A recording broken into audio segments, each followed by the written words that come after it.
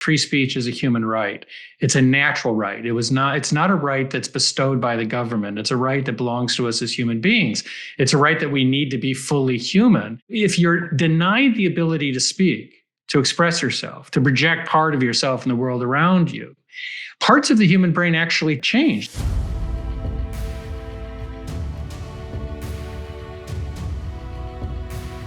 Welcome back to the Dr. Phil podcast. First, I want to say thank you to all of you that are tuning in. You have just blown this platform up beyond all expectations. So thank all of you who believe in having meaningful conversations as we talk about things that matter to people who care. So please, if you haven't already, make sure to subscribe, follow, and share the podcast with your friends, because the more we grow, the more powerful these conversations become. And I appreciate each and every one of you. You're going to see today why you do that, because people ask me a lot where I go to get information that I trust. And he may not know it because this is the first time that we have actually spoken. But when I'm looking for insight and understanding on a complex issue, Jonathan Turley is one of the first places I go to get insight and understanding. Jonathan Turley is a distinguished law professor at George Washington University. He's a columnist, he's a TV analyst, and he's a litigator in some of the most interesting cases in American jurisprudence history, I swear. He is a strong advocate for free speech. He holds the Shapiro Chair for public interest law and has been ranked among the top 100 most cited public intellectuals, and represented really high-profile cases like the Area 51 workers to testifying in multiple impeachment hearings. He has an unwavering commitment to justice and constitutional law, which is where he really educates me every time one of those issues comes up. He's also the author of The Indispensable Right, Free Speech in the Age of Rage. And boy, are we in the age of rage. This is a book that deeply resonates in this polarized world. Very excited to welcome Jonathan Turley. Jonathan, thank you for taking time to speak with us. Hi, Dr. Phil. It's a great honor to be with you. Thank you so much for inviting me. I've been learning from you for a long time, and I mean that in all sincerity. You've had such a storied career. My God, you were the youngest chaired professor in GW law history, correct? Yeah, it seems a long time ago, but that's correct. I spent a lot of my career in the litigation arena in trial sciences, so I've been following you for a long, long time, as far back as 1990. I can't believe this is the first time we've ever spoken. I know. I was thinking the very same thing this morning. You've served as counsel in a variety of national security and terrorism cases. How did your career take a turn in that direction? You know, Dr. Phil, I cut my teeth primarily as a criminal defense attorney. I went straight into teaching, but then I started to take cases on the side. I started to represent older prisoners in Louisiana, Angola Prison Farm and other facilities. But I had also done a 2-year stint at the NSA with their general counsel's office as an intern. And I'd written a lot on surveillance. And so I've had a what's called a TSSCI clearance since the Reagan administration. And I sort of got pulled into it. The funny thing is, I absolutely hate national security cases. The problem is that you're in a small group that has handled these cases, which tend to be very complex. Judges tend, as do clients, to go to the same list of folks. But for a criminal defense attorney, it is common to feel that the deck is stacked against you. In many prosecution districts, the U.S. attorney and the local prosecutors have an over 90% conviction rate. There is that presumption of innocence, but the jury pretty much assumes there's a reason why your client's sitting behind that table. When it comes to national security, it's 100 times more difficult because the prosecutors can essentially control the evidence that you use at trial. So it's exhausting, quite frankly. Well, it really is. I love what you just said, because I've spent so much time in the actual trial, and I always hear them say the burden of proof is on the prosecution or the plaintiff. It's a civil case. I found that to not be the case. I know that that's true legally. I know that's true constitutionally. But in practice, I always found that the jury believes that if we're not down here for what the prosecution is saying, you need to give me an alternative explanation for why we are here, because they're savvy enough to know there were 1,000 ways this case could have been disposed of before we got down here. And when they see the prosecution over there, and they know the court reporter by first name, and they say, hey, Doris, hey, John. They're familiar with the judge. They know the bailiffs. You got all of this mahogany wood, and the seal is up there, and the flags, and they seem like they're part of everything, and the defendant is a one-down interloper. And it just seems like the entire system is stacked against the defendant, and prosecutors just don't tend to bring cases they don't think they can win. Yeah, and you're right about the relationship. I remember in Louisiana where I clerked on the Fifth Circuit, one of the judges in a trial asked the defense, is the defense ready to present your case? And then turned to the prosecutors and said, are we ready to present our case? And so that relationship can get a little too close. I tell my students, this is an important principle of American law, the presumption of innocence, but don't you believe it when you go into that courtroom. The burden is on you. They believe your client is there for a reason. And so you've got to give them a clear narrative as to what really happened in this case. And you can do that. I think jurors are basically very fair people. I've always been impressed with juries, and sometimes I've learned from more experienced lawyers. I did a national security case involving a client people called Dr. Death. He was accused of giving vials of plague to Al-Qaeda in Lubbock, Texas. It was completely ridiculous. But I remember I was trying to get out of Lubbock, Texas. My colleagues and I were filing for a venue change.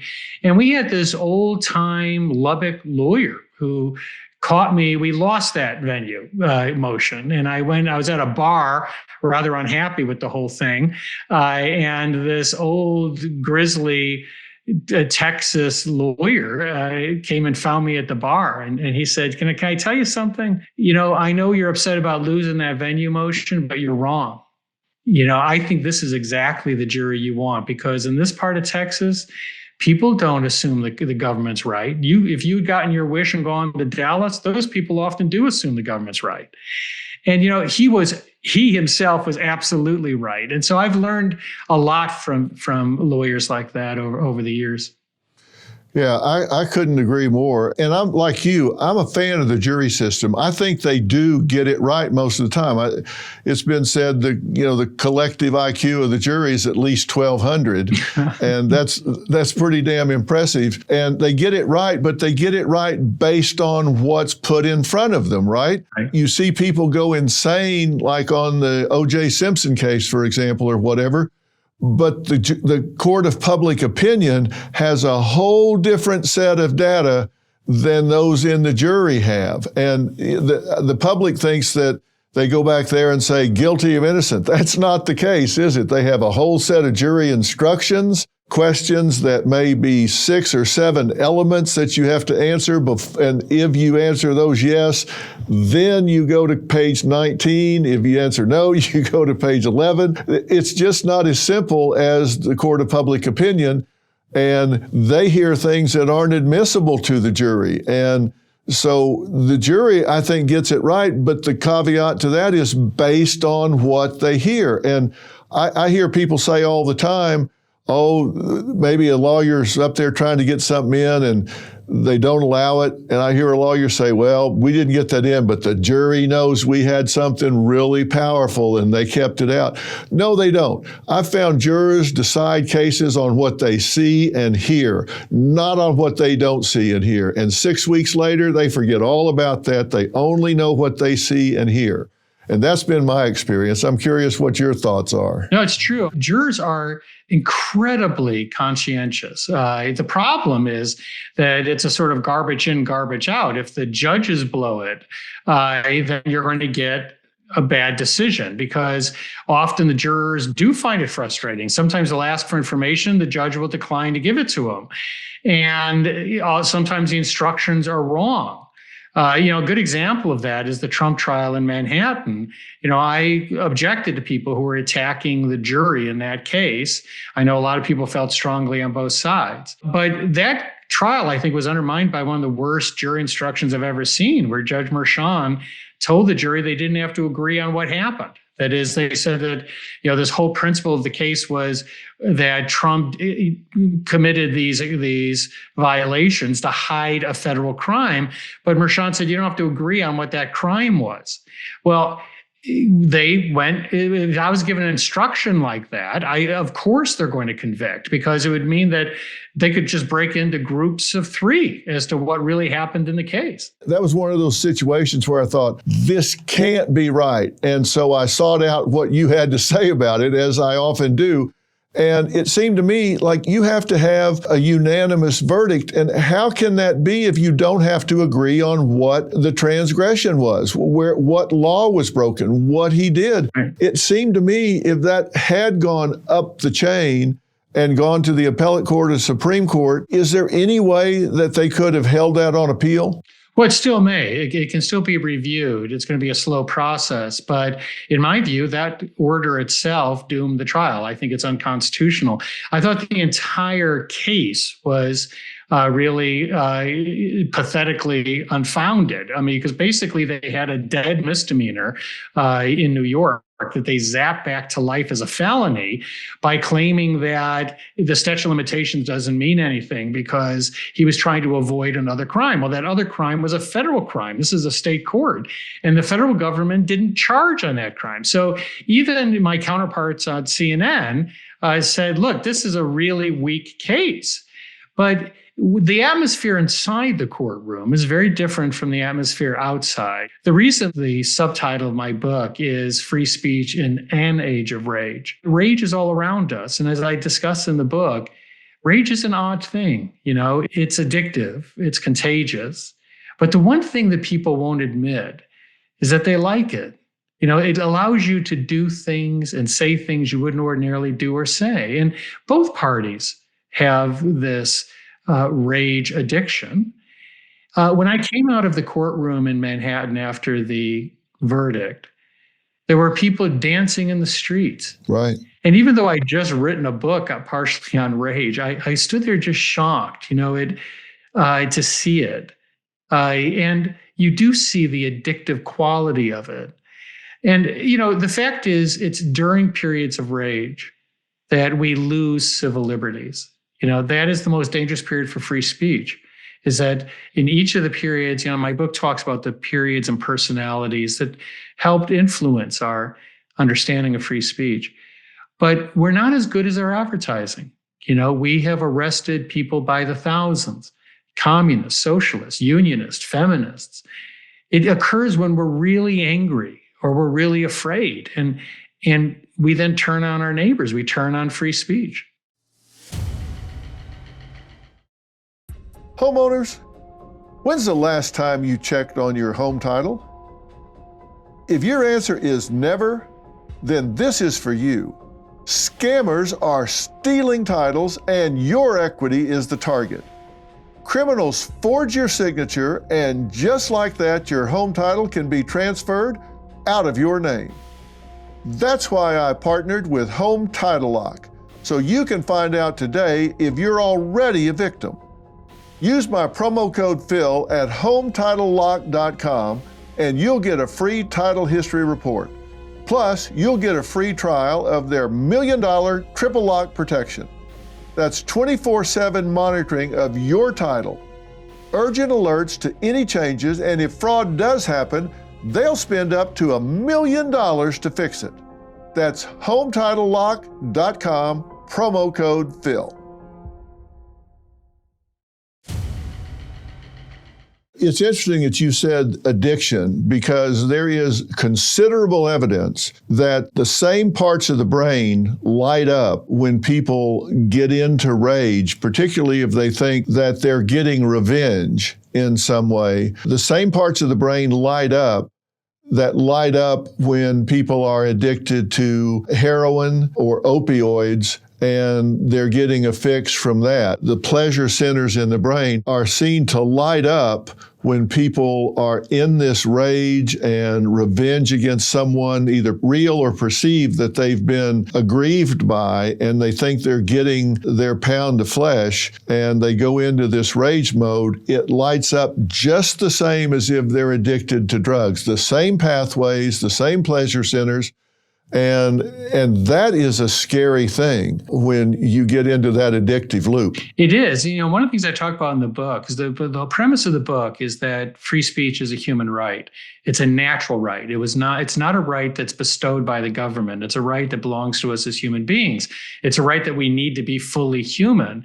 And much of that research is the same research you just cited, Dr. Phil, which is what we have found is that if you're denied the ability to speak, to express yourself, to project part of yourself in the world around you, parts of the human brain actually change. The hippocampus actually shrinks. We've studied inmates in segregation, explorers cut off.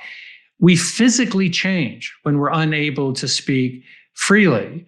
And what the book suggests is that we need to understand free speech, but it requires us to understand what humans are, what to be human is, and why free speech is essential to being fully human.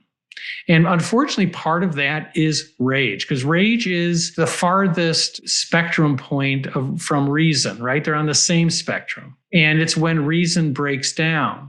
But rage is a weird thing, right? Because if you agree with it, it's righteous. And if you don't, it's dangerous.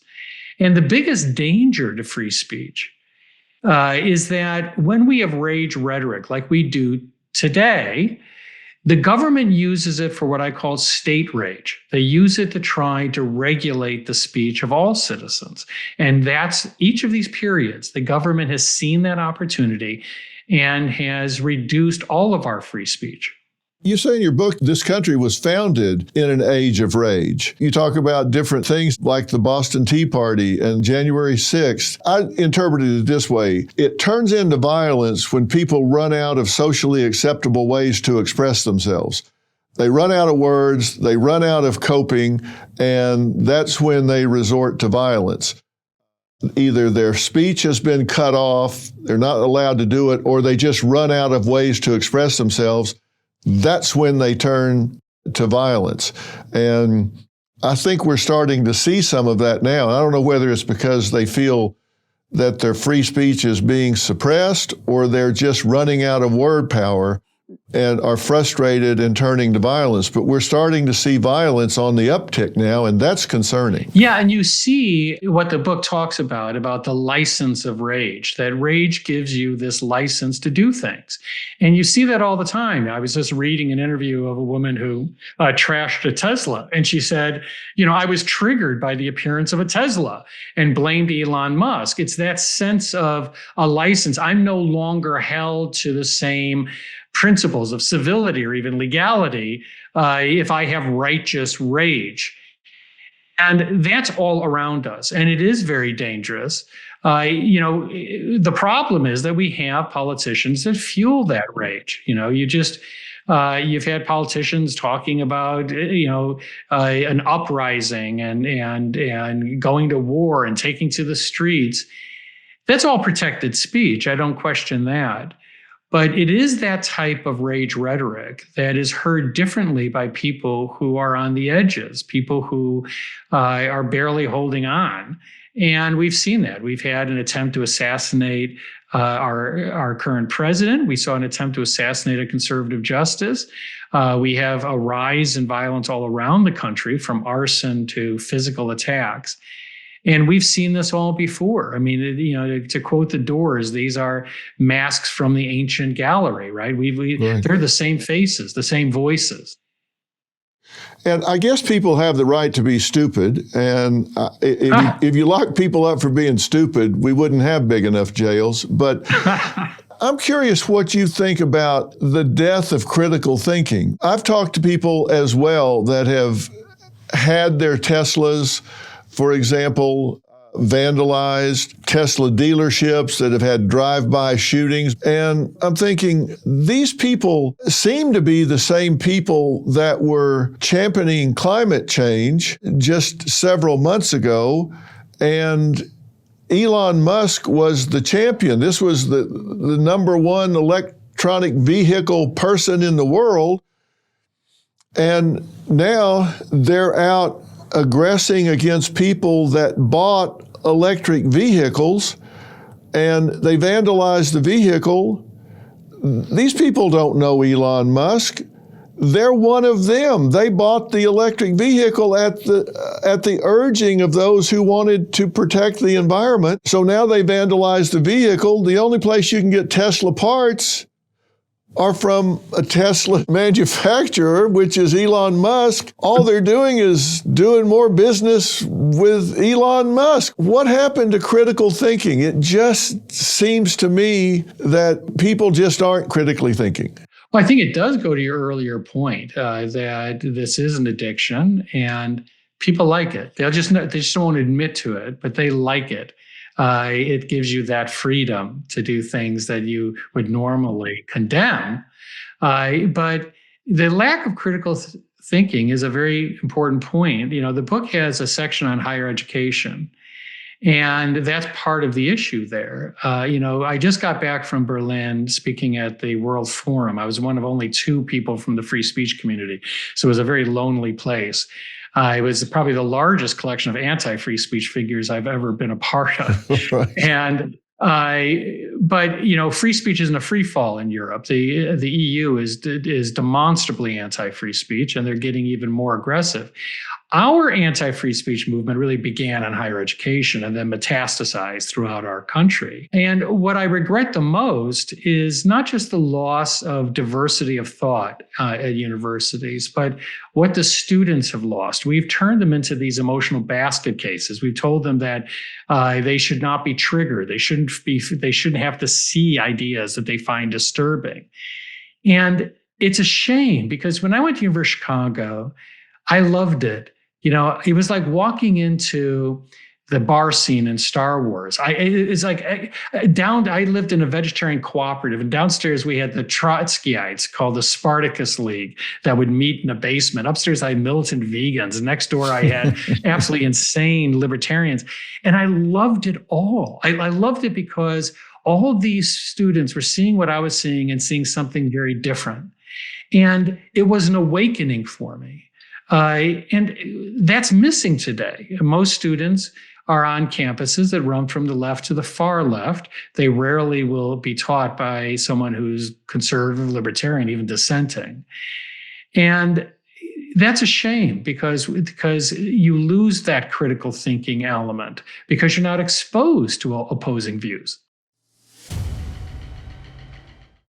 I used to sleep terribly, but thankfully I found Beam's Dream Powder, a science-backed, healthy nighttime blend that's packed with ingredients shown to improve sleep. Plus, Beam is founded in America and run by people who share our values like hard work and integrity. Their Dream Powder is made with a powerful blend of all natural ingredients: reishi, magnesium, L-theanine, apigenin, and melatonin.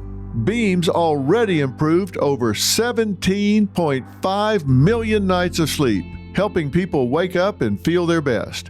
Here's the deal. Beam's giving my listeners the ultimate Patriot discount of up to 40% off so you can try their best-selling Dream Powder. Visit shopbeam.com/Dr. Phil and use code Dr. Phil at checkout for up to 40% off. That's shopbeam.com/Dr. Phil. Code Dr. Phil for up to 40% off. Support an American company. Invest in yourself and get your best sleep tonight. You graduated from the University of Chicago in '83, so you were there in the late 70s, early 80s. That's 45 years ago. And I was in school even before that, getting out of graduate school in the late 70s. And we actually had really dissenting viewpoints that would come, and everyone went to hear what they had to say, so you knew how to combat that. You knew what their arguing points were. You went to be empowered by their thinking, And sometimes you got captured by it, but you went to hear it. Now you've got the heckler's veto, where you boo them off a stage or you keep them from even coming. And I don't understand. It seems like you learn by proving yourself wrong.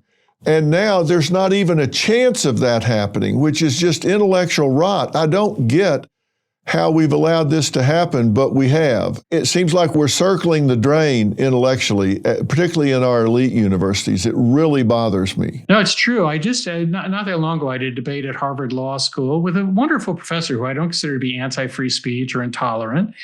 And it was on the lack of intellectual diversity at Harvard and the lack of free speech. And in the middle of the speech, I pointed out to my colleague from Harvard, your student body is less than 9% conservative. This is self-surveys.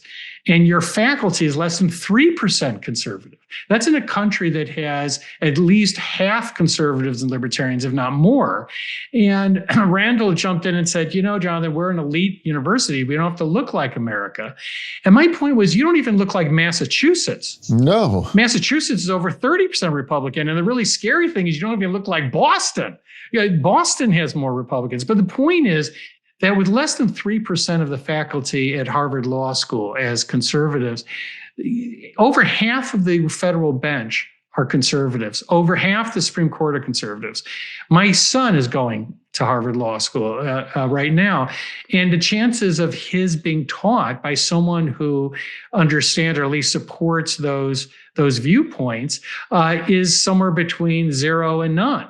People ask the question, are we sending them to these schools to be educated or indoctrinated? And if we have these left liberal students of a generation ago now becoming professors, and they have this captive audience, where are we headed if it is indoctrination and you have 9 and 3% conservative, which means obviously you've got 91 and 97% left liberal? What does that say for where the country is headed? That's a good question, because quite frankly, as I say in the book, the hardest silo that we will have to tackle is higher education.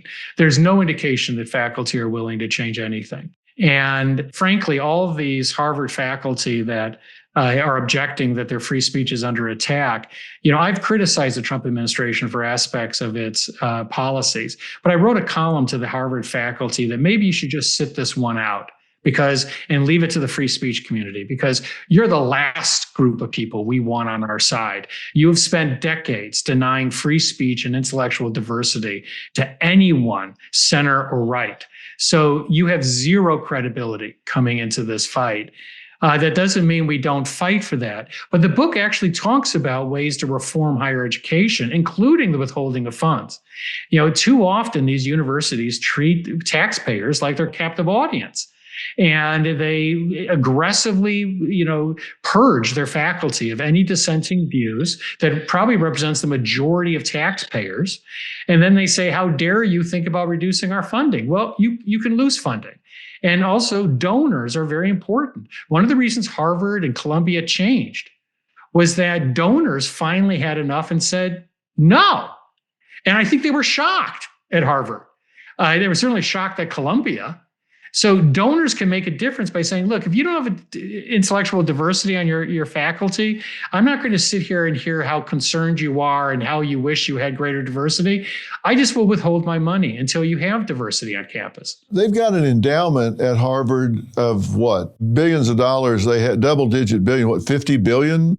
It's some ghastly number. Don't quote me, fact check me on that, because I don't know exactly what it is, but I guess they get pretty independent when they've got that kind of money. It doesn't seem they're in the education business. It seems to me that they're a hedge fund. I had a Harvard professor on the show, Carol Hooven. She did a meta-analysis of approximately 50 studies about transgender athletes. She didn't do any of the research. She just reported the research of others and said the empirical research said that you simply can't do enough hormonal therapy or testosterone blockers to even the playing field to make it fair for transgender athletes to compete fairly with biological female athletes. And she, by the way, is very pro-LGBTQ. She's very compassionate about the challenges faced by that community. And she was on my show and then Fox, I think, within the same week, reporting the findings. And they absolutely labeled her transphobe, drummed her out of the university, called her a hater. It was horrible what they did to this woman who was ranked as one of the most desirable professors, one of the most desirable courses after a 20-year history at Harvard University. The intolerance, FIRE ranks them 51 out of 50 in terms of free speech. Yeah, and that is a very familiar tale. We saw that with J.K. Rowling, who has just been pilloried for just because she is a feminist fighting on that issue. But we see that in universities. There's a reason why many departments no longer have a single conservative or Republican.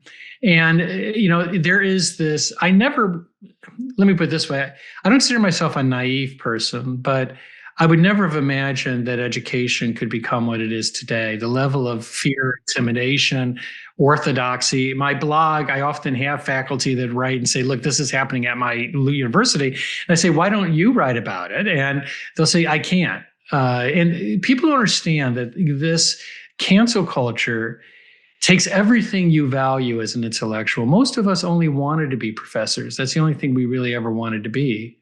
And there was a man named Mike Adams who was in North Carolina who was repeatedly put under investigation as one of the few remaining conservatives on his campus. And they came after him a fourth time. He went to court 3 times to get himself reinstated or protected. And then the fourth time, another cancel campaign was started, and they finally wore him down, and they got him to agree to a settlement to leave teaching. And the day before he would no longer be a professor, he went home and he blew his brains out. And for people in teaching, we knew what he was thinking. He was 24 hours away from no longer being the only thing he ever wanted to be. That's how vicious this cancel culture is. That it literally takes everything that you value as an intellectual from you. So it's not surprising that in faculties like Harvard and others, you'll notice 99% of the faculty are dead silent. They watch colleagues like the one you just mentioned being pursued, and they say nothing. In talking about free speech, there's a description here. It says, the history of the struggle of free speech is the story of extraordinary people, nonconformists who refuse to yield to abusive authority, and here is a mosaic of vivid characters and controversies. This is talking about your book. When I read that, I came away thinking, maybe that was true at one point. But now with the web and bots and keyboard bullies, cowards who can publish lies with anonymity, it's not just authority. It seems like we now have the tail wagging the dog. Is there a point at which you see people that are crossing the line? Obviously, defamatory speech is not protected. Is it the same as it was before the age of the internet? Well, that's a pretty profound question. And to start where you began, the discussion of these extraordinary people in the book are really our true heroes. Our true heroes are not people like John Adams, who became a huge hypocrite and used the laws to try to execute his opponents, became everything he fought against. Our true heroes are all the people we arrested. They are, George Bernard Shaw once said that unreasonable people are people who expect history to conform to them. And then he added, that's why all history is made by unreasonable people. And these are glorious, unreasonable people that we should know about and we should try to be like. They were people who just refused to shut up. And that takes a lot of courage. But your second part of your question, I think, is really profound. And that is, how does the internet change this? I talk about the internet in the book because it is the most important invention of free speech since the printing press, and in many ways is more important. It created for an important period a truly unfettered forum for people to speak in. That's one of the reasons why governments and others have worked so hard to control the internet. That's why the EU is threatening Musk with $1 billion fine unless he starts to censor people again, because they need control over the ability of people to speak. Now that comes, however, with that magnification of the public forum comes a magnification of the dangers. That it means that falsehoods can travel even faster around the world. It means that harm can be magnified. Now, I am a dinosaur. I truly believe that the solution to bad speech is good speech. But the one thing I know for certain, I say this in The Indispensable Right, is the one thing history has shown us is that censorship has a perfect failure rate. And throughout our history, censorship has not worked once. It has not stopped a single idea, stopped a single movement. It has a total failure rate. And that the reason is because free speech is like water. It finds its way out. Now, the last part of your question, Dr. Phil, was, how has this changed? The funny thing about when I go in the book is that many of the terms we use today were used at the beginning of the Republic. And there were defamation actions that could be brought. People refer to me as a free speech absolutist. That's not true. You can regulate speech. You can regulate criminal speech. Like child pornography. You can certainly sue people for defamation. I actually believe that we should consider increasing defamation. The Supreme Court originally in New York Times versus Sullivan said that public officials were subject to a more difficult standard. If someone lied about them, they had to prove something more, what's called the actual malice standard. But then they extended it to public figures like yourself. And they said, well, you're actually more powerful than most politicians. The Supreme Court said, frankly, people could care less about most politicians. They do care about what Dr. Phil says. So you're under the same standard. I think they went a bridge too far on that one. I don't understand why a celebrity or high-profile figure should be more susceptible to defamation. It's, whether you're a football star or a television personality, the fact that you're successful in what you do doesn't mean that your reputation should be fair game for anyone on the internet. It's not even people on the internet. I've got people that may attack an idea that I put out on the internet, and when my cybersecurity people drill down on it, most of the attack is coming from bot farms that are housed in Russia. I've been swatted a number of times. So have I. On New Year's Eve a few years ago, we opened our door in California, and there's like 18 cops out there with AK-47s. And, this can go wrong. I mean, it's New Year's Eve. I don't drink, but if I did and I opened the door and there were a bunch of cops out there and I was incapacitated in some way, I could make a bad decision and wound up with an extra hole in my head or something. These things can go and do go wrong. I mean, people have been killed in those situations. You've got people that aren't real people. There are a small number of people that are attacking those who say things they don't like. At the beginning of the pandemic, I made the comment that a prolonged quarantine of our shutting down of our schools and our children could and would create more damage to our young people than the virus ever would. I said just taking them out of school, we were at the highest level of depression, anxiety, and loneliness since records had been kept, and that taking that support system away and removing the eyes of mandated reporters on children that were being molested and abused would take away protections that were necessary, that social arresting of their development and educational gaps, all of these things would create problems that we would be forever trying to close those gaps, and it would create more problems than the virus ever would. It would create more death than the virus ever would. I was attacked unmercifully, and I didn't back off of it a bit. I doubled down, said it was right, and of course it was right. And I wasn't sitting on the curb waiting, but of course nobody came by and said, "Oh, gee, you were right about that." I was not out on the curb waiting for them to drive by and say, "Hey, sorry." Most of that, some of it was driven by legacy media. A lot of it were bot farms. And it seems like you have to protect free speech. And I couldn't agree more, even with those who attack those in the public eye. But it does seem with the internet that it has been amplified and elevated to a dangerous degree. It does. And, what you're describing, of course, is that you are a wonderfully unreasonable person. And that's exactly what George Bernard Shaw was talking about. It takes a lot of courage to do that, to do what you did. And, I spoke at the University of Chicago a year or so ago, and in the front row were all the people that signed the Great Barrington Declaration, or a lot of them. And after my speech, I went up to these scientists who have been vindicated on what they said in that letter. How many of you have been rehired? How many of you have been brought back into your associations? How many of you have received any apology from your departments? Not one. Most of them weren't rehired. So these are people that prevail. They showed that what they were saying could have avoided huge costs to society. They're still persona non gratas because they broke from the mob.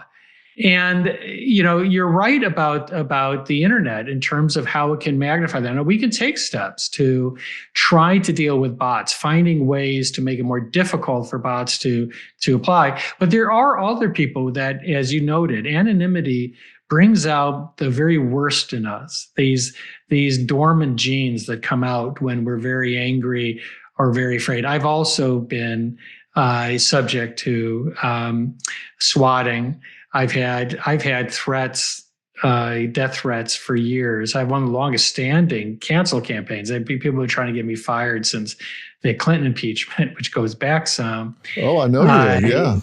And they threaten you. They threaten my family. They even threaten my dog Luna. And Luna's a golden doodle. Who threatens a golden doodle? I mean, really? I can understand a Shih Tzu perhaps, but a golden doodle. I mean, it just when I read that, I was like, oh man, you really need to get a hold of yourself because nobody threatens a golden doodle. That's outrageous. I mean, we need to draw a line somewhere.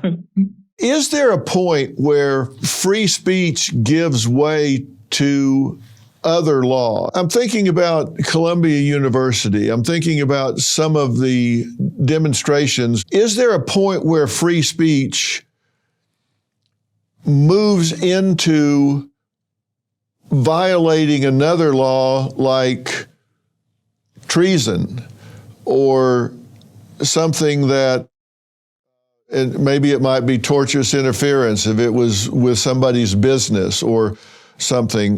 We talked about defamation, but putting someone's life in danger by putting the name and address of a Supreme Court justice. But we've got students and outside agitators that are coming on and demonstrating on behalf of Hamas, for example. They brutally murdered 6 American hostages in late August, just a brutal execution. There have been dozens murdered since the 80s. We know of 32 since the forming of Hamas in the 80s. And we have people demonstrating on behalf of those who are attacking our nation and holding our citizens prisoner. Where's the line where you cross from free speech into working against national security? Yeah, that's a very difficult question.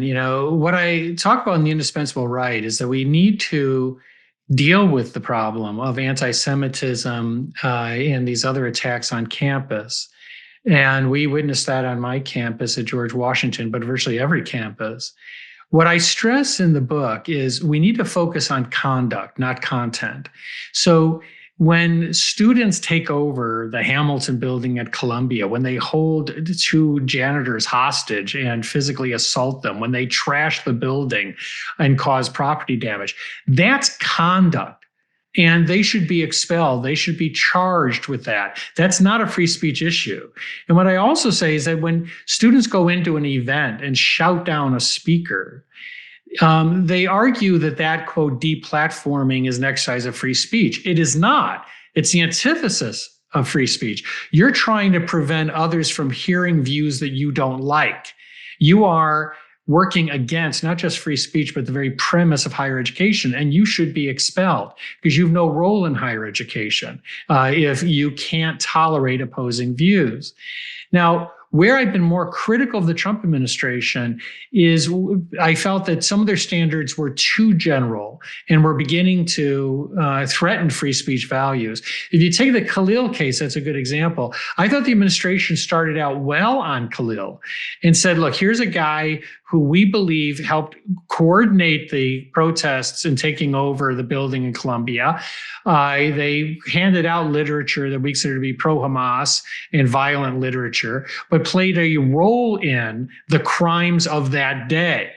That's not a free speech problem. If you show conduct like that, of course he can be removed. In fact, the standard for Secretary Rubio is very general. All he has to do is show that he has a reasonable basis to believe that this individual might undermine national security. It's an extremely forgiving standard, and that's the reason they're winning a lot of these cases. But what was interesting in Louisiana is at the last minute, instead of just putting forward that argument about conduct and what they know about Khalil, they sort of went for the three-point shot in mid-court. They just said, we can actually deport these students if they're engaged in protests that we believe are harmful to national security. And that's when a number of us in the free speech community threw up a flag and said, that's a very dangerous road to go down because you are allowed to protest the United States. You're allowed to be pro-Palestinian. And one of the reasons students come here, often from totalitarian countries, is to exercise free speech. And they go back with that virus. We want them to. We want them to experience free speech. So I was discomforted by that. But otherwise, if you focus on conduct, it gives you ample basis to deal with a lot of what we've seen on campus. Even to the point of sedition. Historically, you say sedition has been used to criminalize political speech, tracing back to the Star Chamber trials and Sir William Blackstone's restrictive views on free speech. And you have no problem with sedition and political speech from a free speech standpoint. You're saying that that's outdated. They've got to cross into conduct. Am I understanding that correctly? Yeah. So, the book goes back and looks at, many people don't realize that the infamous Star Chamber was basically a speech prosecution forum. The Crown wanted people charged as traitors. And even though the British courts were pretty enabling for the king, they sort of were sticklers on elements. And they said, look, we can't say that a bawdy joke about the Queen at a pub is treason. It doesn't meet the elements. So they created a sort of treason light crime. They called it sedition, and they created a new court called the Star Chamber. And that started out this long history of prosecuting people for sedition. And we've never broken that, what I call this sedition addiction. We don't need sedition.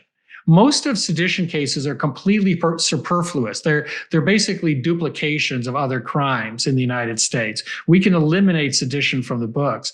And that's what James Madison wanted. In 1800, he wrote a wonderful essay, and it was pretty much a criticism of John Adams, saying that we have to stop prosecuting people for speech. We've got to stop sedition prosecutions.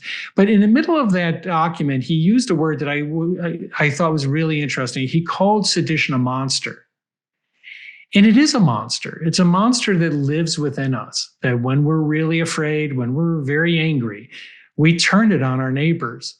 And we've done that time and time again. We've done that in the current time. Right? It was no mistake that in a very small number of cases, the Biden administration charged people on January 6th with sedition. I think that was a mistake. You had crimes that you are perfectly legitimate in pursuing in terms of violence on Capitol Hill. We all condemned that as a terrible moment in our history. But they wanted something more. They wanted sedition because it punishes you for viewpoints and it sort of amplifies what you did.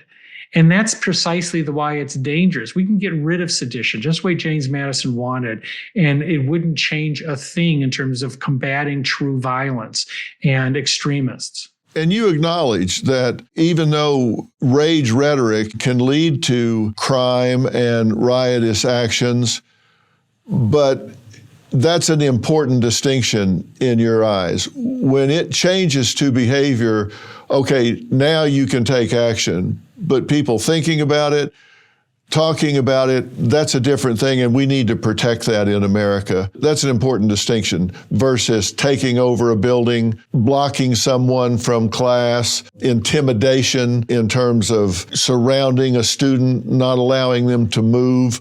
Things that are actions, that's different than speech. And that's where you think the line needs to be drawn. I think we would eliminate much of the problem that we saw in the last year by focusing on conduct and creating that bright line. And it also means, though, making tough choices. I had a university president call me a few weeks ago saying, I read your book. What can I do to improve free speech on my campus? And I said, one thing you could do is, why don't you sign the Chicago letter? And this is a letter put out by the late Robert Zimmer, the president of Chicago. It's a beautiful letter. And he sent it out to recently admitted students. And these students were excited to receive the letter. It's like only 5% get in. And so they open up this letter and he says, look, congratulations. But some of you are probably worried that you're going to come here and you're going to face triggering ideas and things that make you uncomfortable, and there won't be a safe space here. And I want to assure you that there are no safe spaces at the University of Chicago. We will do nothing to protect you from ideas. And so if you want safe spaces, you should go elsewhere. It was a brilliant letter. And I told this president, why don't you adopt that letter? And there was this long pause and he said, I'm sorry, I should have been more clear. Can you suggest something I could do and still keep my job? And it was an honest moment. And I said, okay, that's a tougher one.